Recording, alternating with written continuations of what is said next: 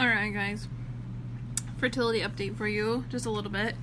Quinn and I decided that we are going to try and get his semen analysis done here in town before we go out to the Utah Fertility Center on Wednesday for our appointment, because Quinn was not comfortable giving a sample there. So we decided we're going to try and do it here at home. And for those of you who don't know, we live about 3 hours away from the center, so it was going to be a little bit of a problem for us to do it at home and take it there, because it's time sensitive. And so we got it over and taken care of, and we got our results back from the lab, and it's going to be interesting to talk to them about it. I want to get a doctor's professional opinion on it, but me reading over it, there's parts that are good and there are parts that aren't so good, and Quinn's kind of having a hard time with it because he's worried that he's part of the reason why we can't get pregnant, and it is what it is, So I will tell you what the results are in just a minute.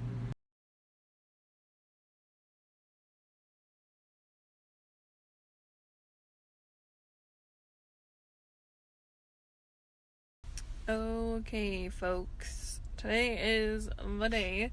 We are on our way to the fertility center. We just stopped. Actually, we're only a mile or two down the street. We drove over and we're gonna grab a little snack because we are 20 minutes early. Grab a snack, grab a drink, and kind of just get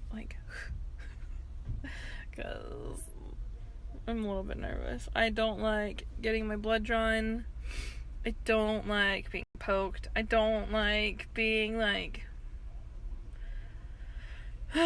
don't know. And I'm like I've talked about, I'm a huge worrier, and I have all the possibilities of what they could say going through my mind all the time. So it's just a waiting game of okay. So we will see. But that is how our morning is going.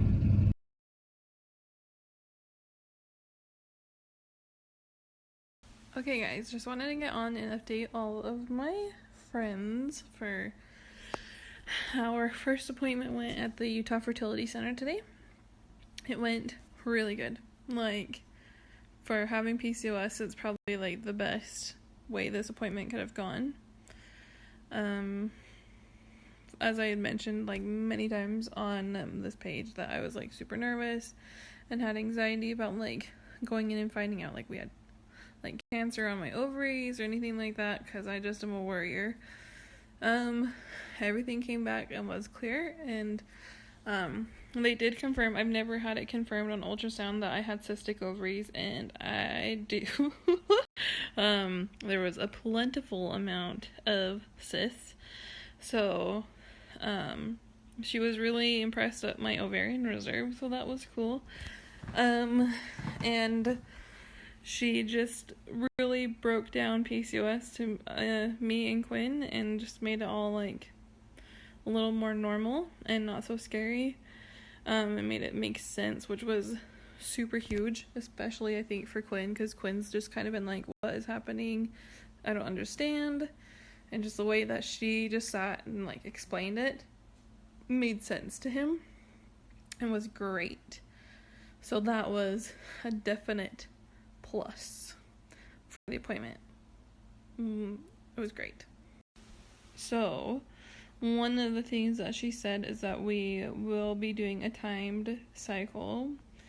For this next cycle, I will be doing Provera, but I'm also going to be doing a suppository. Super excited for that. But she really wants to try and get this cycle going as fast as she can. Which I was yes please, because I do not like how it takes me forever in a day. And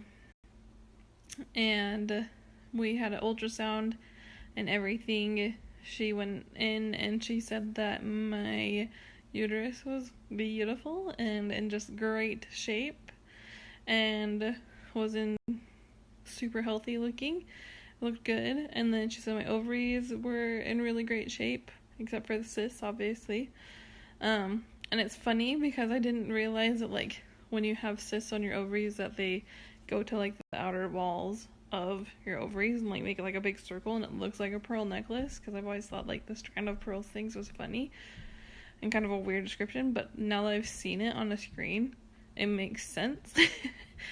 I also got my blood drawn, and so I will be getting results back from that blood work in the next couple days. She just wanted to update my hormones, check my thyroid, check for diabetes, which she told me I don't have it because we had it checked not long ago, and I don't have anything that would make it seem like I have diabetes, but they did just a check on that because the insulin resistance with PCOS, and I have a high risk of diabetes with PCOS also. Checked on all that and just checked off boxes, checking everything. So within the next few days we'll hear back from that. And then she talked about Quinn.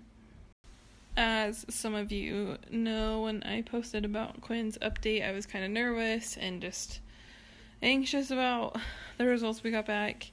And I posted it, and I actually had a couple of you message that were like, oh, it was really good. And I was like, oh, well, they marked him as super low in these two very big categories. And I was kind of like, great, I have PCOS, and then we're gonna have this factor of Quinn having an issue with his motility and the count and everything. And Dr. Conway actually was like, no, I don't know why they have the levels set like this for where you had your analysis done, but like your numbers are fantastic. His count was 45 million, and she says if it's 15 million is when she starts to get concerned. And then she said the motility was 50% for Quinn, and she said they get concerned when it's at like 30%. So he's above that too. And so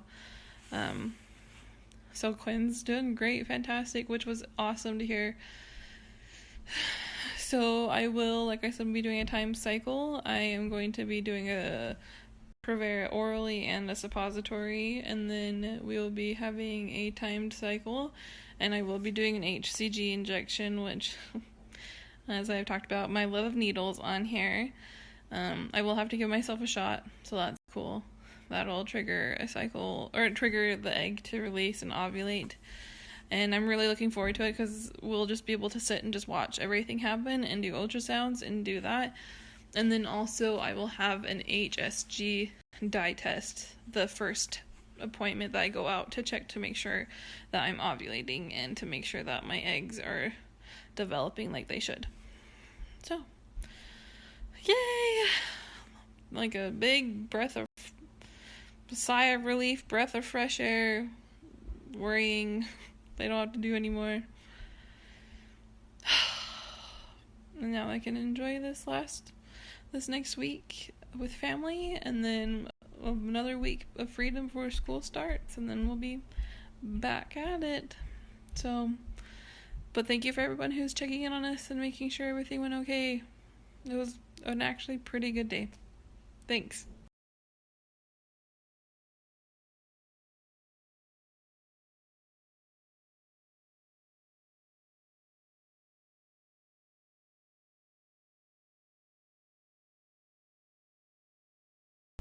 Hey guys! Been kind of a while since I've been on here, but not quite. I don't know. I can't remember the last time I was on here, but coming at you from inside my new ride. It's not like a new car, but it's new to me, so that's exciting. We decided to buy a car that would get us back and forth between fertility treatments for a lot cheaper, because our truck would cost us like $80 in gas between like there and back about halfway. And we're spending lots of money on fertility treatments. So that's a fun news and fun update.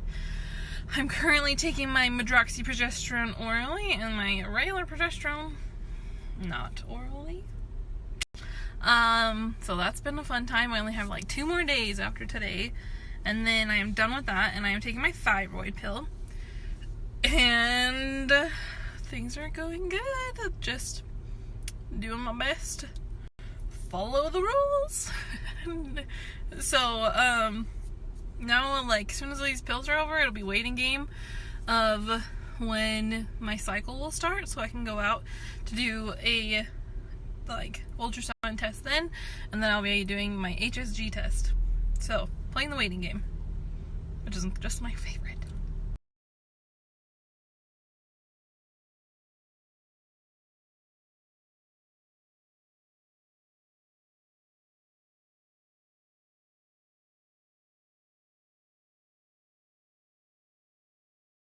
Well, hello friends, it's been a hot minute since we had an in-car talk. I was just thinking about how I haven't done this for a while. And I'm pointed like right towards the road, so I am talking like to the people as they drive by, so bye friends. I'm an awkward person. Anyways, so just want to get on and give kind of an update of how things are going. I am officially done with my letrozole. And now we're just playing the waiting game. I have an ultrasound scheduled for the follicle scan tomorrow at 2:30. Back! Anyways, now I'm just rambling about stupid driving. But everything's going good. Feeling good. Feeling okay. But yeah. A few little updates here. So, for updates. Finished my letrozole. And now we're just playing the waiting game. I have ultrasound tomorrow at 2:30, and that will be the follicle scan to check to see if I have any eggs. I'm kind of anxious to see, like, this is good vibes going to the universe. This is not going to happen. I'm not going to get there, and they're going to be like, sorry, you don't have an egg. There's going to be at least one egg. But what would be interesting is with my hormones and stuff, I run a greater risk of multiples, and they would be able to see if there was a chance that 2 eggs were going to release. So I'm kind of anxious to see that. I'm fine with 2. I'm fine with whatever. 1 is what we're going for, but if I get 2, all the better. I will take 2 in a heartbeat. So that. And I am, like I said on my post, still kind of bleeding from my HSG. They definitely irritated something, but I am fine with it. I'm just hoping that that's that last little bit of tissue that needed to come out, that didn't come out with a cycle, and it has now, like, cleared away. Like, I just want the path to be paved with roses for this little egg, because I have so much hope and belief that it is going to happen. I'm willing it into the universe. Like, I have started talking to the baby already, because I am going to will it into the universe. I am just like, which could be my huge downfall, but I am done talking to it all day. Like, my mom, I was telling my mom, like, I just need a Diet Coke, and she's like, you should not be drinking Diet Coke right now. I was like, fine. So I got a fruit water today, and I was like, baby, this fruit water is for you, blah, blah, blah. And I'm talking to the baby, because that's all I want right now, and I'm going to will it into the universe. We also planned a family vacation for next year, and I heard if you plan something, you will get pregnant, because it will interfere with it. So I planned one for June, so that it can be like, oh, if we get pregnant, we'll have the baby end of May, and we can take our 1-month-old baby to Yellowstone. So we're planning for Yellowstone the end of June with our 1-month-old baby. I'm probably crazy for doing this, but I don't even care at this point. Hello, friends. Coming at you from my living room couch. Sick. I can't remember if I posted on my story that I was sick the other day, but I have been sick with the back to school cold. And that's how I feel about it. I just got done with ultrasound to check follicles again. And friends, there are some big suckers in there, and I am like so like I'm really hoping, guys, like I'm really hoping we're just right about there. Like, it's almost time to trigger, and I am freaking out. Like, I had one really big one on my right side and one really big one on my left side, both right about 18-19 millimeters. So I didn't get any pictures this time. I'm kind of mad because I wish I would have. But so now I'm just waiting for the fertility center to call saying what to do next. So I'll keep you guys updated, but I will say is very interesting to see how much the follicles have changed just since Friday, because Friday was the day that they were like, they're not quite big enough, go back on the Femara, and then go back in on Tuesday. So for me to go back on Femara and to carry it through till today is my last day taking it again, it makes me, I'm not surprised at all that just the Femara by itself before wasn't working, especially because I only did 2.5 milligrams of it, and right now I'm on 7.5 milligrams. So if this is how it's responding after doing it twice for just a cycle, no wonder nothing happened before. Which makes me also kind of like irked of like, why weren't we monitoring this, and why weren't we doing this a year ago? You know, I don't know. So it'll be interesting. Oh, my Siri was going on my watch. But it's definitely interesting and a whole new ball game to sit and watch all of this unfold through the monitoring and things like that. So, there's your update for now.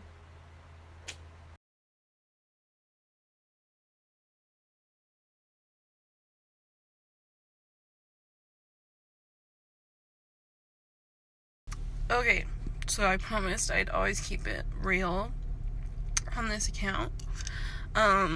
Sorry, I'm a bawling mess because I just went and got my blood drawn, and I hate needles, as you guys know, and I hate blood, and just, but you know that feeling when you just know it's a no, and it's just, at this point, it's just, I'm waiting for the no so we can move on.